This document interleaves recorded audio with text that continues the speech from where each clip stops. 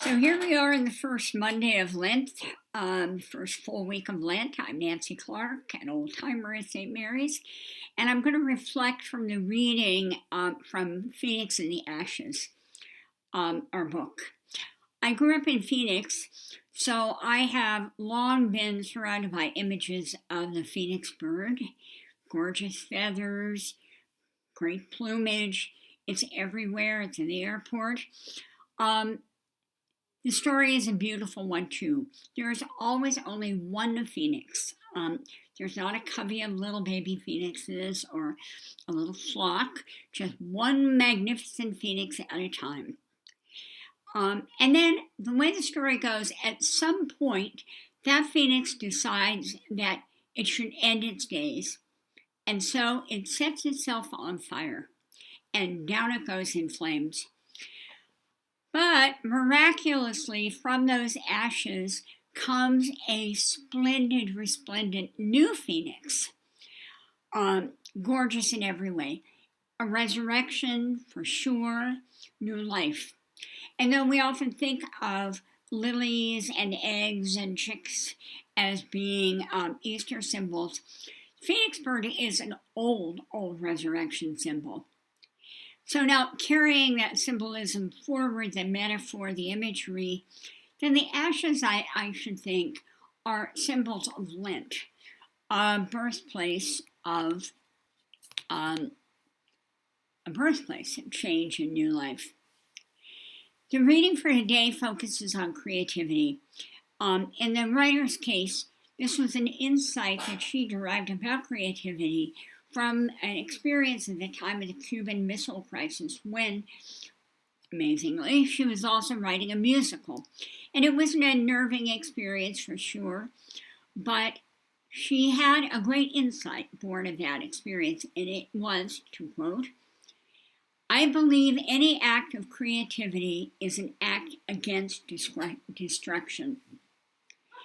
Now, I have to tell you, I have to mull and chew on that one, but I do believe for sure that a variation on that theme is any act of creativity is an act against stagnation or boredom or oppressive sameness. So to state the obvious, the root word of creativity is create, and to create implies newness and transformation. There's no question in my mind that creativity is always a stretch, not often easy. In the last 11 months, we've all been in a time of pretty great stultifying, inhibiting weeks and days. So thinking about Lent as a time of spiritual renewal, emergence into newness is, I think, a very welcome idea. The compiler of the whole book suggests writing poetry as a Lenten challenge. So as a way to move beyond ordinary linear thinking to describe daily events.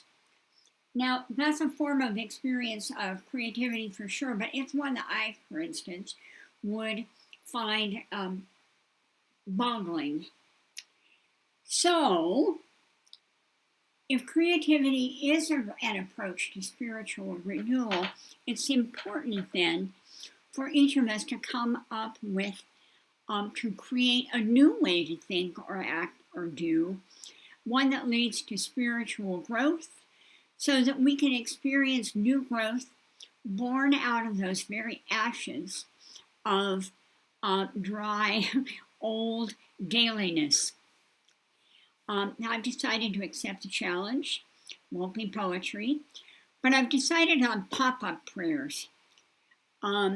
Conscious, unscripted, but unscheduled prayers as I walk, clean, cook, fold, laundry, rake. So I will see them, I hope, as tiny, miniature, focused bits of creativity and spirituality in the midst of just ordinary time.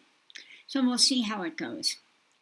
Consider, I hope, you making creativity part of your Lenten discipline.